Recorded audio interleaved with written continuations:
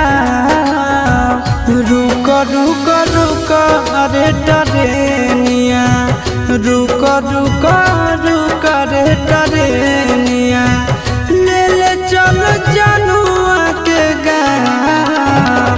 रुक रुक रुक रे टरेनिया।